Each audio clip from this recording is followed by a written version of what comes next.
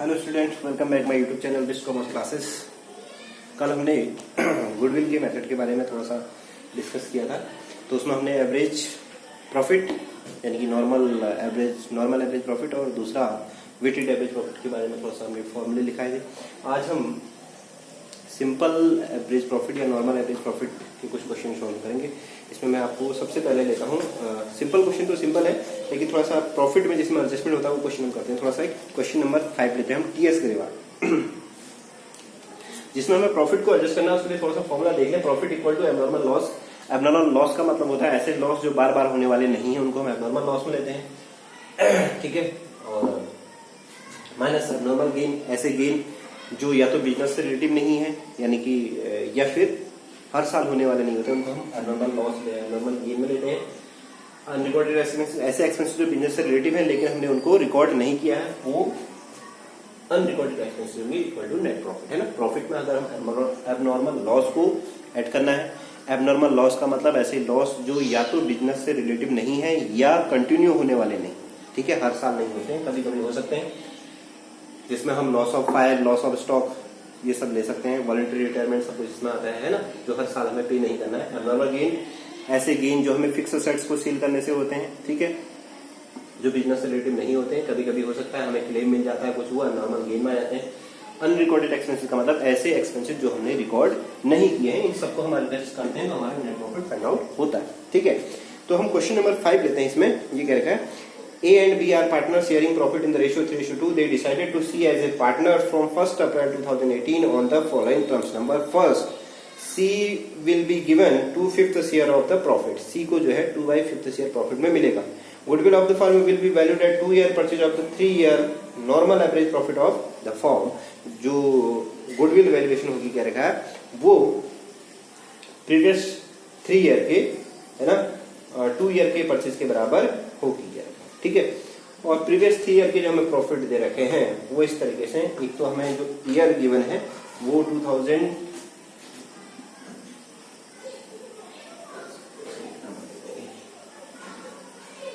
Year हमें 2018 दे रखा है, 2017 दे रखा है और 2016 दे रखा है, ठीक है, ये ईयर है।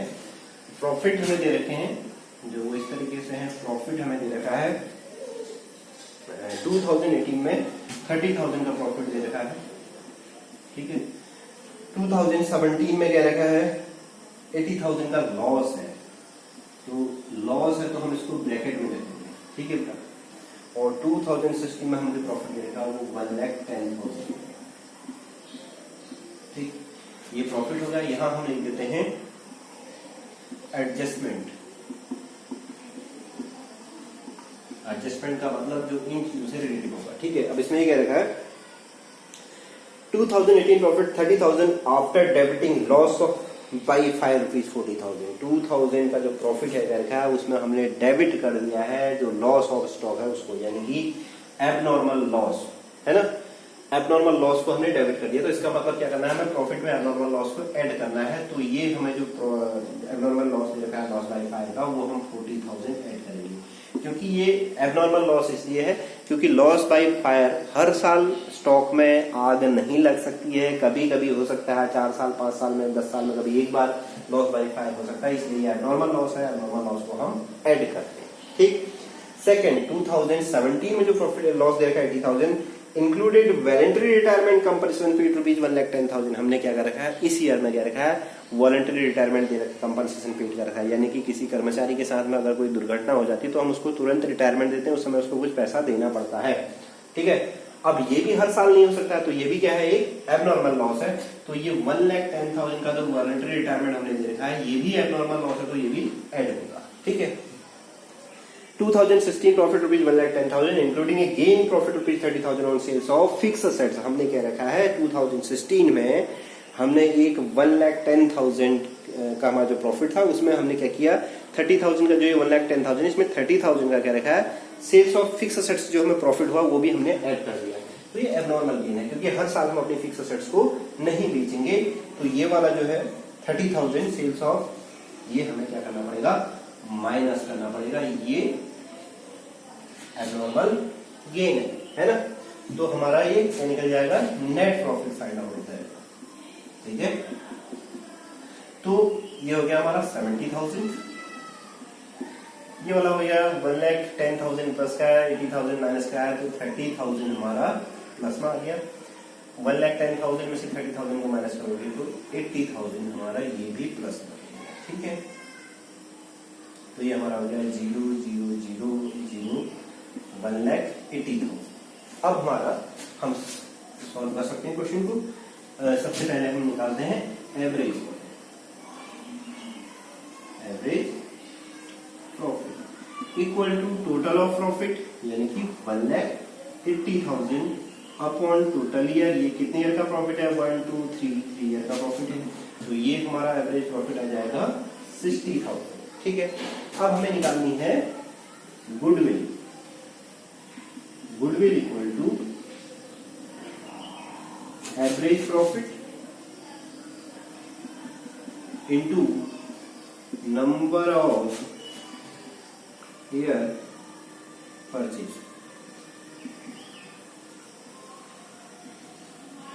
ठीक है। एवरेज प्रॉफिट हमने निकाल रखा है 60,000 और ये क्या रखा है 2 ईयर परचेज के बराबर है। तो गुडविल इक्वल टू हो जाएगी हमारी 60,000 इंटू 2 करोगे तो 1,20,000, ये हमारी वैल्यू निकल जाएगी गुडविल की, ठीक है बेटा। ये हमारा क्वेश्चन नंबर था 5, ठीक है। क्वेश्चन नंबर 5 है ये टीएस वाला, ठीक। एक क्वेश्चन हम और करेंगे, क्वेश्चन नंबर 9, जरा इसको देख ले तब तक।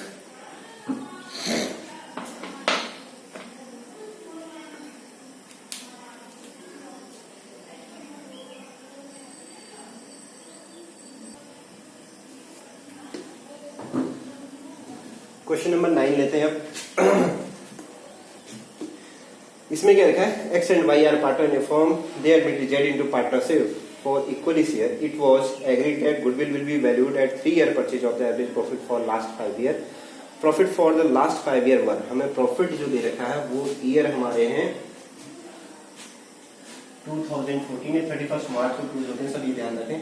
2014, 2015, 2016, 2017 और 2018, 1, 2, 3, 4, 5, ठीक है। हमें जो इसका प्रॉफिट दे रखा है 2014 में हमें दे रखा है लॉस 90,000 का है, मैंने आपको बता रखा है कि लॉस को हम ब्रैकेट में रखते हैं। उसके बाद 15 का दे रखा है 1,60,000, ये प्रॉफिट है। उसके बाद 2016 का है 1,50,000 का प्रॉफिट। 2017 का है 65,000 का प्रॉफिट और 2018 का प्रॉफिट है 1,77,000, ठीक है। ये हमें प्रॉफिट है। अब एडजस्टमेंट मारते हैं थोड़ा सा। एडजस्टमेंट में क्या कर रखा है? Book of account for the revalued date. Number first, the firm had gain profit of 50,000 from sales of machinery sold in the year ended 31 March 2015। हमने 2015 में क्या रखा है? एक मशीन बेच रखी है 50,000 की, जिसका प्रॉफिट हमने क्रेडिट कर दिया है 2015 में। तो gain of 50,000 of sales of machinery, ये क्या है? मशीनरी हम हर साल सोल्ड नहीं करेंगे, मैंने आपको बता रखा है। ये जो गेन है वो एबनॉर्मल गेन है और एबनॉर्मल गेन को हम हमेशा माइनस करते हैं। तो 2015 यहाँ तो कुछ नहीं रहेगा। 2015 के प्रॉफिट में से हमें क्या करना पड़ेगा? जो 50,000 का एबनॉर्मल गेन हमें हो रखा है इसको हम माइनस करेंगे, ठीक है। उसके बाद सेकंड पढ़ते हैं adjustment. There was an abnormal loss of 20,000 included in the year ended 31st March 2016 because of a machinery being obsolete and accident. 2016 में क्या रखा है? जो हमें abnormal loss हुआ है वो 20,000 का हम इसमें प्रॉफिट में एडजस्ट कर चुके हैं। क्या रखा है? क्योंकि इस साल हमारा एक मशीन का एक्सीडेंट हो गया। तो हर साल मशीन का एक्सीडेंट नहीं होगा, किसी साल बाई चांस हो सकता है, ठीक है। तो ये abnormal loss है और abnormal loss को हम हमेशा प्रॉफिट में ऐड करते हैं। तो ये वाला जो लॉस हुआ है 20,000, ये हमें देखा 2016 वाले प्रॉफिट में है। तो हम यहाँ पर 20,000 को एबनॉर्मल लॉस मानते हुए प्लस करेंगे, ठीक है, ठीक है। अब थोड़ा सा थर्ड वाला हेड है तो उसको ध्यान से देंगे। इसमें क्या लिखा है? Overhauling cost of a second hand machinery purchase on 1 July 2016। हमने 2016 में सेकेंड हैंड मशीनरी खरीदी, amounted to ₹1 lakh was debited to repair account, ठीक है। हमने इसमें 1 लाख रुपए ओवरऑलिंग के खर्च किए क्या रखा है, ठीक है। हमने एक सेकेंड हैंड मशीन खरीदी जिसमें हमने 1 लाख रुपए ओवरऑलिंग के खर्च किए, लेकिन was debited to repair account. हमने गलती ये कर दी कि हमने इसको रिपेयर अकाउंट में डेबिट कर दिया है, ठीक है। अब जिन लोगों ने पहले रेक्टिफिकेशन वाला चैप्टर पढ़ा होगा, रेक्टिफिकेशन एंड एरर 11th में, तो मैंने वहां बताया था आप लोगों को कि जो भी सेकेंड हैंड मशीनरी की ओवरऑलिंग के चार्जेस होते हैं वो मशीनरी की कॉस्ट में ऐड होते हैं। अब ये मान लो हमने 4 लाख रुपीज की मशीनरी खरीदी और 1 लाख रुपए इस पे ओवरऑलिंग के खर्च किए, तो हमारी मशीनरी की कॉस्ट कितनी होगी, 5 लाख। ये होना चाहिए था मशीनरी की कॉस्ट हम 5 लाख रुपीज देते हैं। हमने गलती से क्या किया, जो 1 लाख रुपए था हमने क्या किया, अपने जो ये बुक कह रही थी उसके अकॉर्डिंग क्या किया, हमने मशीनरी तो 4 लाख रुपीज शो कर दिया और 1 लाख रुपीज का हमने रिपेयरिंग चार्जेस दिखा दी, जबकि ये गलत है ना, क्योंकि हमको मशीनरी की कॉस्ट में ऐड करना चाहिए था, मशीनरी की कॉस्ट 5 लाख होगी। अगर ये 1 लाख रुपए हमने यहाँ ऐड कर दिया होगा, इसमें प्रॉफिट लॉस में रिपेयर में दिखा दिया होगा, तो हमारा 1 लाख से प्रॉफिट कम हो गया होगा। तो यानी कि हमने ये गलत कर दिया है, हमने वहां क्या कर दिया, इसको प्रॉफिट को कम कर दिया। तो प्रॉफिट को बढ़ाने के लिए हमें क्या करना पड़ेगा, यहाँ पर 1 लाख रुपीज तो ऐड करना पड़ेगा, ठीक हो गया। अब इसके बाद क्या कहता है इसी में,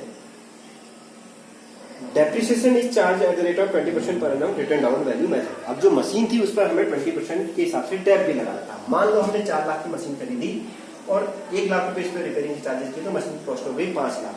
हमने ऐसा नहीं किया, तो हमने क्या किया, 1 लाख रुपीज को रिपेयर में दिखा दिया था, ठीक है। तो अगर हमने 1 लाख रुपए रिपेयर में दिखाया होगा तो हमने डेप किस पे लगाया होगा, 4 लाख, जबकि डेप कितने पे लगाना चाहिए था, 5 लाख। तो कितने कम पे डेप लगाया हमने, 1 लाख रुपए कम में डेप लगाया था, तो 1 लाख का डेप हमें एक्स्ट्रा निकालना पड़ेगा। तो हम क्या करेंगे, इसमें लेस डेप माइनस कर देंगे। तो डेप निकालने के लिए क्या करेंगे हम, dep equal to 1 lakh rupees पे डेप निकालेंगे, क्योंकि 1 लाख पे डेप हमने कम निकाल रखा है। कितना परसेंट, 20%, 20/100 फॉर जुलाई में खरीदी है, जुलाई से लेके 31 मार्च तक 9 मंथ होंगे, 9/12, ठीक है। 3 3 जा 9, 3 4 जा 12, 4 5 जा 20, है ना, 22, 15, ये हमारा डेप आएगा कब, 2070 वाले में। तो यहाँ पर हमें 15,000 डेप के माइनस करने पड़ेंगे, ठीक हो गया। अब ये रिटर्न डाउन वैल्यू मेथड, अब हमने यहाँ पर गलत जोड़ दिया है, तो नेक्स्ट ईयर में भी वही ट्रांसफर, गलत ट्रांसफर हुआ होगा, है ना। तो हम यहाँ पर 1 लाख की मशीन पर हम डेप लगा चुके हैं 15,000।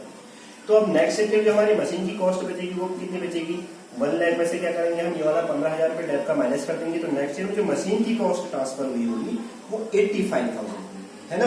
तो हम सेकेंड ईयर में जो डेप लगाएंगे, यानी कि 2000, सॉरी मैंने क्या लिखा है, 2016, 2014, 2015, 2016, 2017 और 2018 2018 में जो हम डेप लगाएंगे वो हम कितने पे निकालेंगे, 85,000 का कितना परसेंट, 20%, क्योंकि यहाँ पर हमें फुल ईयर का लेना है।